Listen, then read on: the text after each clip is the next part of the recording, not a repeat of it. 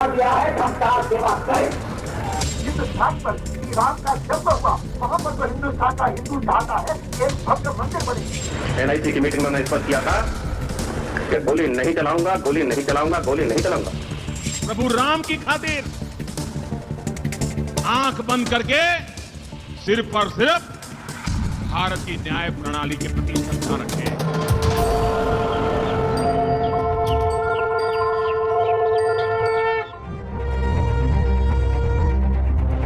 ये दृश्य स्वतंत्र भारत के सबसे बड़े जन आंदोलन के थे, जिसकी नींव में हमारी राष्ट्रीय पहचान एवं सामाजिक समरसता निहित है। माननीय उच्चतम न्यायालय ने जन भावनाओं के अनुरूप फैसला सुनाकर हमारी राष्ट्रीयता को और अधिक जीवंत बना दिया है। इस अवसर पर असंख्य राम भक्तों के बलिदान और हमारे दृढ़ प्रतिज्ञ नेतृत्व की अटूट प्रतिबद्धता का भी स्मरण स्वाभाविक है। श्री राम जन्मभूमि का इतिहास तो रामायण काल से अस्तित्व में है, लेकिन विदेशी आक्रांताओं ने जन्मभूमि पर अतिक्रमण कर एक ढांचा बना दिया। उस दिन से लेकर आज तक वहां मंदिर पुनः निर्माण के लिए अनवरत संघर्ष जारी रहा। लेकिन इस दिशा में उम्मीद की नई किरण 12 ज्योतिर्लिंगों में से पहले सोमनाथ मंदिर जीर्णोद्धार के दौरान देखने को मिली। इस दिशा में सबसे पहला कदम के.एम. मुंशी ने उठाया। लौह पुरुष सरदार वल्लभ भाई पटेल भी के.एम. मुंशी के विचारों से सहमत थे। इसीलिए स्वतंत्र भारत में सबसे पहले उन्होंने ही सोमनाथ मंदिर के जीर्णोद्धार का संकल्प लिया। सोमनाथ मंदिर का पुनर्निर्माण किया जाएगा और फिर से इसका गौरव बहाल किया जाएगा। सोमनाथ मंदिर से लगभग 757 किलोमीटर दूर भारत के उत्तर पूर्वी छोर पर भगवान श्री राम के जन्मस्थान अयोध्या में भी सोमनाथ मंदिर की तरह श्री राम मंदिर निर्माण के प्रयास शुरू हो चुके थे। अयोध्या में श्री राम जन्मभूमि पर भी आक्रांताओं ने राम मंदिर को ढाकर जो ढांचा खड़ा किया था, बताया जाता है कि 22 दिसंबर 1949 की रात अचानक विवादित ढांचे के अंदर रामलला जी की मूर्ति प्रकट हो गई। तब से वहां पूजा अर्चना प्रारंभ हो गई। हमारे संविधान निर्माता भी जानते थे कि भगवान श्री राम भारत के प्रतीक हैं। संविधान की मूल प्रति में राम दरबार को सम्मिलित यूं ही तो नहीं किया गया था। भारतीय जनसंघ के संस्थापक डॉक्टर श्यामा प्रसाद मुखर्जी भी इस संविधान सभा के सदस्य थे, जिन्होंने संविधान की उस मूल प्रति पर अपने हस्ताक्षर किए। साल 1951 के बाद जन्मभूमि का मामला केंद्र सरकार की निष्क्रियता के कारण विवादित होने लगा और स्थानीय अदालत में लंबित हो गया। हालांकि सामाजिक स्तर पर प्रयास चलते रहे। इस दिशा में एक ठोस पड़ाव 1977 से 1986 के बीच आया। इस एक दशक में श्री राम जन्मभूमि के आसपास पुरातत्व सर्वेक्षण का कार्य किया गया। अयोध्या में राम जन्मभूमि के पास खुदाई करने वाली पुरातत्व टीम का हिस्सा रहे पद्मश्री के मोहम्मद, जो कि संस्थान के क्षेत्रीय निदेशक भी थे, ने एक साक्षात्कार में बताया कि विवादित ढांचे के खंभे किसी हिंदू मंदिर के थे। उनके अनुसार पुरातत्व टीम ने पाया था कि ढांचे के खंभों में पूर्ण कलश उकेरे गए थे, जो हिंदू संस्कृति के पुख्ता साक्ष्य थे। हमने पहले जाके देखा तो वो मस्जिद का जो भी है, तो उसमें पिलर्स में 12 पिलर्स जितने भी थे, वो सब जो ना हिंदू मंदिर का था। तो आप पूछेंगे ये हिंदू मंदिर आप कैसे कहेंगे? तो हिंदू आप कोई भी जो ना हिंदू मंदिर का देखेंगे तो वो हिंदू मंदिर का हमेशा पूर्ण कलश मिलेंगे आपको, पूर्ण कलश। That is a symbol of prosperity in Hinduism. मुसलमानों को जितना मक्का और मदीना इंपॉर्टेंट है, उतना ही एक आम हिंदू के लिए ये दिस इज राम की जन्मस्थान, कृष्ण की जन्मस्थान, ये इंपॉर्टेंट है और मुसलमानों को willingly they should hand it over. इसके बाद राम मंदिर आंदोलन के दौरान विवादित ढांचे के स्थान से विष्णुहरी शिलापट्ट भी मिला था, जिससे यह स्पष्ट था कि विवादित ढांचे के नीचे मंदिर था। 1985 में श्री राम मंदिर निर्माण के लिए देश भर में जन जागरण शुरू हुआ और इन प्रयासों को सफलता 1 फरवरी 1986 को मिली। फैजाबाद के जिला न्यायालय ने ताला खुलवा दिया। राम मंदिर आंदोलन रफ्तार पकड़ रहा था। भाजपा ने देश की संस्कृति, सम्मान और आस्था के हित का नेतृत्व किया और पहली बार एक ऐसा कदम उठाया जिसके बारे में कोई राजनीतिक दल सोचता भी नहीं था। 1989 के लोकसभा चुनाव में भारतीय जनता पार्टी ने अपने घोषणा पत्र की प्रस्तावना में संकल्प रखा कि सोमनाथ मंदिर की तर्ज पर राम मंदिर का निर्माण होना चाहिए। भारतीय जनता पार्टी ने अपने अधिवेशनों, कार्यकारिणी बैठकों व दस्तावेजों में स्पष्ट किया, मर्यादा पुरुषोत्तम श्री राम भारत के प्रतीक पुरुष, राष्ट्र पुरुष हैं। शासन की राम राज्य सी परिकल्पना के केंद्र में श्री राम ही हैं। 9 से 11 जून 1989 पालमपुर, हिमाचल प्रदेश में भारतीय जनता पार्टी की राष्ट्रीय कार्यकारिणी श्री अटल बिहारी वाजपेयी की अध्यक्षता में बुलाई गई। इस बैठक में श्री राम मंदिर निर्माण पर एक प्रस्ताव पारित किया गया। 30 सितंबर 1989 देश भर में रामशिलाओं के पूजन की योजना बनाई गई। इस दिन 3 लाख से अधिक गांव में रामशिलाओं का पूजन कर अयोध्या भेजा गया। इसमें देश भर से 11 करोड़ से अधिक लोग शामिल हुए। 13 अक्टूबर 1989 तत्कालीन गृह मंत्री बूटा सिंह ने लोकसभा में शिलान्यास के विरुद्ध एक प्रस्ताव पेश किया, जिसे अधिकतर गैर भाजपा दलों ने स्वीकार कर लिया। 2 नवंबर 1989 सर्वसम्मति से भगवान के विग्रह से 129 फीट पूर्व दिशा में और वहां से दक्षिण दिशा में 17.5 फीट पर शिलान्यास का स्थान निश्चित हुआ। वहां 8 फीट का चतुर्भुज बनाकर ध्वज फहरा दिया गया। तय कार्यक्रम के अनुसार 9 नवंबर को महंत अवैद्यनाथ, वामदेव जी महाराज और महंत रामचंद्र परमहंस द्वारा लाखों राम भक्तों के बीच भूमि का उत्खनन किया गया। अगले दिन 10 नवंबर को बिहार के हरिजन बंधु श्री कामेश्वर चौपाल जी द्वारा भारत एवं विश्व के लगभग 450 से अधिक प्रेस प्रतिनिधियों के बीच पहली शिला वहां रखी गई। 24 जून 1990 हरिद्वार में साधु संतों की बैठक में कार सेवा समिति बनाई गई और निर्णय किया गया कि 30 अक्टूबर 1990 को श्री राम मंदिर के निर्माण के लिए कार सेवा शुरू की जाएगी। भाजपा ने इस आंदोलन को पूरा समर्थन दे दिया था। श्री लाल कृष्ण आडवाणी ने 28 जून 1990 को 5 जन्य को दिए एक साक्षात्कार में कहा था, श्री राम मंदिर निर्माण के लिए इस आंदोलन को भारतीय जनता पार्टी पूरी तरह समर्थन देती है। अगर वीपी सरकार ने इसे रोकने की कोशिश की तो ये देश के सबसे बड़े आंदोलन का रूप भी ले सकता है। 25 सितंबर 1990 भारतीय जनसंघ के संस्थापक सदस्य, पूर्व अध्यक्ष और एकात्म मानव दर्शन के प्रणेता दीनदयाल उपाध्याय की जयंती को पार्टी अध्यक्ष श्री लाल कृष्ण आडवाणी ने राम रथ यात्रा शुरू की। श्री राम जन्मभूमि पर भव्य मंदिर निर्माण व देश में एक मत बनाने के उद्देश्य से सोमनाथ से अयोध्या तक की 10,000 किलोमीटर की राम रथ यात्रा का मार्ग गुजरात, महाराष्ट्र, आंध्र प्रदेश, मध्य प्रदेश, राजस्थान, हरियाणा, दिल्ली और बिहार से होते हुए 30 अक्टूबर को अयोध्या तक निश्चित किया गया। इस अवसर में पार्टी की उपाध्यक्ष श्रीमती विजया राजे सिंधिया और प्रधानमंत्री श्री नरेंद्र मोदी भी थे। आडवाणी जी ने यात्रा के शुभारंभ पर कहा, राम और रामायण किसी धर्म विशेष के नहीं बल्कि समूची भारतीय संस्कृति के प्रतीक हैं। Ram and Ramayana are precious, invaluable parts of Indian national culture. Ram मंदिर का विरोध भारत का सच्चा मुसलमान नहीं कर रहा, बल्कि वे कुछ लोग कर रहे हैं जो अपनी राजनीतिक महत्वाकांक्षा को पूरा करने के लिए धर्म का भी इस्तेमाल करने में महारत हासिल कर चुके हैं। अभियान के लिए, किसी आंदोलन के लिए, किसी कार्यक्रम के लिए इतना व्यापक जनसमर्थन नहीं देखा जितना मैंने इस रथ यात्रा के लिए और अयोध्या में राम जन्म मंदिर बनाने के लिए।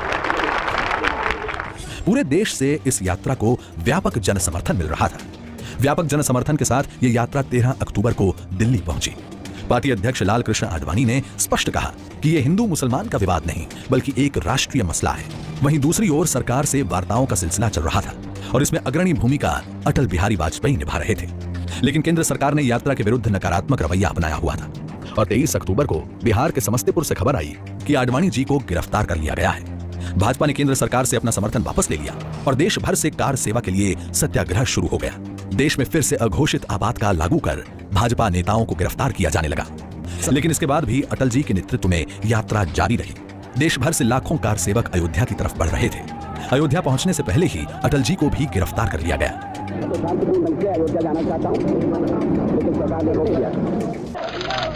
30 अक्टूबर से 2 नवंबर 1990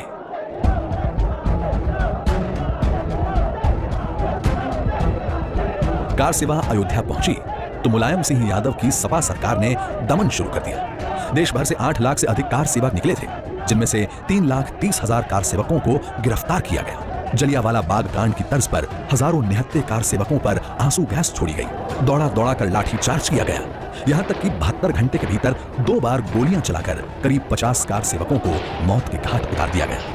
हजारों कार सेवक बुरी तरह घायल हो गए। 4 अप्रैल 1991 दिल्ली स्थित बोट क्लब में विशाल संकल्प सभा का आयोजन किया गया। इसमें देश भर से 25 लाख से अधिक राम भक्त शामिल हुए। भाजपा की ओर से लाल कृष्ण आडवाणी, अटल बिहारी वाजपेयी, मुरली मनोहर जोशी और राजमाता विजया राजे सिंधिया मंच पर मौजूद थी। सभा खत्म होते होते मुलायम सिंह यादव ने उत्तर प्रदेश के मुख्यमंत्री पद से इस्तीफा दे दिया। उत्तर प्रदेश में दोबारा चुनाव हुए और भाजपा नेता कल्याण सिंह के नेतृत्व वाली सरकार ने पदभार संभाला। 7 से 10 अक्टूबर 1991 कल्याण सिंह सरकार ने राम मंदिर निर्माण के लिए विवादित ढांचे को छोड़कर आसपास की 2.77 एकड़ भूमि का अधिग्रहण किया। अब देश भर में श्री राम मंदिर की मांग जन आंदोलन का रूप ले चुकी थी। 29 नवंबर 1992 आडवाणी जी समेत प्रमुख भाजपा नेताओं ने कार सेवा का आह्वान किया और 25,000 सशस्त्र पुलिस बलों की तैनाती के बावजूद 3 दिसंबर 1992 को अयोध्या में 3 लाख से अधिक कार सेवक एकत्र हो चुके थे। 5 दिसंबर 1992 अटल जी ने लखनऊ में ऐतिहासिक जनसभा को संबोधित किया। जब मुझे सुप्रीम कोर्ट ने हमें अधिकार दिया है कि हम कार सेवा करें, रोकने का तो सवाल ही नहीं। कल कार सेवा करके अयोध्या में सर्वोच्च न्यायालय की स्थिति निर्णय की अवहेलना नहीं होगी। कार सेवा करके सर्वोच्च न्यायालय के निर्णय का सम्मान किया जाएगा और आदरण किया जाएगा। 6 दिसंबर 1992 विवादित ढांचे को न्यायालय व राजनीतिक नेताओं से क्षुब्ध कार सेवकों द्वारा ढा दिया गया। इस बीच श्री कल्याण सिंह ने मुख्यमंत्री पद से इस्तीफा दे दिया, लेकिन एक भी राम भक्त पर गोली नहीं चलाई गई। एनआईसी की मीटिंग में मैं स्पष्ट किया था कि गोली नहीं चलाऊंगा, गोली नहीं चलाऊंगा, गोली नहीं चलाऊंगा। 21 दिसंबर 1992 लोकसभा में नरसिम्हा राव सरकार के विरुद्ध अविश्वास पर चर्चा के दौरान अटल जी ने कहा था, आप प्रतिबंध लगाएंगे तो हम लोगों के पास जाएंगे और आज जितनी संख्या है उससे हम ज्यादा चुनकर आएंगे, आप याद रखिए। अप्रैल 1993 विभिन्न घटनाक्रमों की पृष्ठभूमि में अब श्री राम मंदिर पर एक समावेशी दस्तावेज की आवश्यकता थी। इसलिए भाजपा ने अयोध्या व श्री राम मंदिर आंदोलन पर एक श्वेत पत्र प्रकाशित किया और श्री राम को एकात्म व एकता की प्रतिमूर्ति के रूप में वर्णित करते हुए प्रस्तावना में सरकार के शासन को राम राज्य के जैसा होने की प्रतिबद्धता स्पष्ट की। 1996 में हुए लोकसभा चुनाव में भाजपा ने अपने घोषणा पत्र में फिर से श्री राम जन्मभूमि पर मंदिर निर्माण की अपनी प्रतिबद्धता को दोहराया। 1998 में हुए चुनावों में भाजपा सबसे बड़ी पार्टी के रूप में उभरी। इस दौरान इलाहाबाद उच्च न्यायालय में राम मंदिर का मामला चल रहा था। 11 मार्च 2002 में अटल जी ने संसद में श्री राम जन्मभूमि पर बोलते हुए कहा, के विवाद को हल करने के 2 तरीके हैं। एक, आपस की बातचीत से विवाद हल किया जाए, कोई रास्ता निकाला जाए, और अगर इसमें सफलता नहीं मिलती तो फिर अदालत से कहा जाए कि वो इसमें जल्दी सुनवाई करें। इलाहाबाद उच्च न्यायालय की लखनऊ बेंच में इस मामले की सुनवाई शुरू हुई और सभी पक्षों को सुना गया। न्यायालय के आदेश पर 2003 में विवादित ढांचे के पास दोबारा पुरातत्व जांच हुई। इसमें मिले अवशेषों से यह स्पष्ट हुआ कि विवादित ढांचे के निर्माण से बहुत पहले वहां हिंदू संस्कृति का मंदिर मौजूद था। मंदिर होने के वहां एक नहीं 3 स्तर पर 3 मंदिर होने के स्पष्ट प्रमाण मिले। ये पूरा स्थल धार्मिक ही स्थल था शुरू से लेकर आखिरी तक, इसके स्पष्ट प्रमाण हैं। करीब 7 साल बाद सितंबर 2010 में इलाहाबाद उच्च न्यायालय की लखनऊ बेंच ने राम जन्मभूमि पर फैसला तो दिया, लेकिन ये जन आकांक्षा के अनुकूल नहीं था। विवादित स्थल के 3 हिस्से तीनों पक्षकारों को दे दिए। एक हिस्सा श्री राम जन्मभूमि न्यास को, एक हिस्सा निर्मोही अखाड़े को और एक हिस्सा मुस्लिम पक्षों को देने का फैसला सुनाया था। निर्णय से असंतुष्ट सभी पक्ष उच्चतम न्यायालय चले गए, जहां 9 मई 2011 को उच्चतम न्यायालय ने सुनवाई के बाद इलाहाबाद उच्च न्यायालय के भूमि को 3 हिस्सों में बांटने के निर्णय पर रोक लगाते हुए यथापूर्व स्थिति की व्यवस्था दे दी। भारतीय जनता पार्टी ने न्यायालय के माध्यम से न्याय प्राप्त करने का समर्थन किया। आपसी बातचीत और सुलह के माध्यम से भी श्री राम जन्मभूमि पर भव्य मंदिर का निर्माण हो सके, इसके प्रयास किए जाते रहे। 2004 और 2009 के दृष्टि पत्र के बाद 2014 के चुनावी घोषणा पत्र में भी भाजपा ने श्री राम मंदिर निर्माण की प्रतिबद्धता दोहराई। साल 2014 भारतीय राजनीति का एक महत्वपूर्ण कालखंड शुरू हुआ। पूर्ण बहुमत के साथ भाजपा सत्ता में आई और श्री नरेंद्र मोदी प्रधानमंत्री बने। उसके बाद उच्चतम न्यायालय में मामले की सुनवाई में तेजी आए, इसके लिए भी ठोस प्रयास शुरू हुए। 15 साल बाद उत्तर प्रदेश में भाजपा सरकार बनने के बाद अगस्त 2017 में सरकार के आग्रह पर उच्चतम न्यायालय ने मामले पर ध्यान देना शुरू किया। न्यायालय ने कहा कि मामले से संबंधित हिंदी, संस्कृत, फारसी, उर्दू व फ्रेंच भाषाओं के दस्तावेजों का अंग्रेजी में अनुवाद होना आवश्यक है। उत्तर प्रदेश सरकार ने मात्र 4 महीने में लगभग 14,000 पृष्ठों का अंग्रेजी में अनुवाद करके दे दिया। इसके बाद उच्चतम न्यायालय ने फैसला किया कि 3 न्यायाधीशों की पीठ 29 अक्टूबर 2018 से अयोध्या मामले में दैनिक आधार पर सुनवाई शुरू करेगी। न्यायालय ने यह भी कहा कि मस्जिद इस्लाम का अभिन्न हिस्सा नहीं है। इस बीच भाजपा श्री राम जन्मभूमि विवाद के जल्द समाधान की अपनी प्रतिबद्धता जाहिर करती रही। भारतीय जनता पार्टी चाहती है कि उसी स्थान पर जल्द से जल्द भव्य राम मंदिर का निर्माण हो, उसमें कोई दुविधा नहीं। 29 जनवरी 2019 को केंद्र सरकार ने उच्चतम न्यायालय का रुख करते हुए विवादित स्थल के आसपास की 67 एकड़ अधिग्रहित जमीन को मूल मालिकों को लौटाने की अनुमति मांगी। मामले में मध्यस्थता के लिए 8 मार्च 2019 को उच्चतम न्यायालय ने पूर्व न्यायाधीश FMI कलीफुल्ला की अध्यक्षता में एक मध्यस्थता पैनल बनाया। 6 अगस्त 2019 को उच्चतम न्यायालय ने एक बार फिर निर्णय लिया कि 40 दिन तक नियमित सुनवाई करके फैसला सुनाया जाएगा और 16 अक्टूबर 2019 को सभी पक्षों की बातें सुनने के बाद मुख्य न्यायाधीश रंजन गोगोई ने सुनवाई खत्म की। सुप्रीम कोर्ट के फैसले का आधार कुछ ऐसे बिंदु बने जिनसे हिंदू पक्ष की मान्यता को और मजबूती मिली।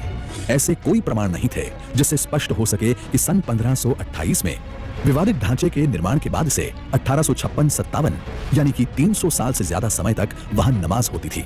इस तथ्य को वक्फ बोर्ड के वकील ने भी स्वीकार किया था। हिंदू पक्ष के पास विवादित ढांचे के बाहरी हिस्से का अधिकार था जिसमें राम चबूतरा और सीता रसोई थी। वहां से जो पूजन होता था उसकी दिशा गर्भगृह की दिशा में रहती थी। विवादित ढांचे के मौजिन ने 1858 में दाखिल एक शिकायत में माना था कि गर्भगृह में राम जन्मस्थान का प्रतीक सैकड़ों वर्षों से था और हिंदुओं द्वारा पूजा नियमित रूप से की जाती थी।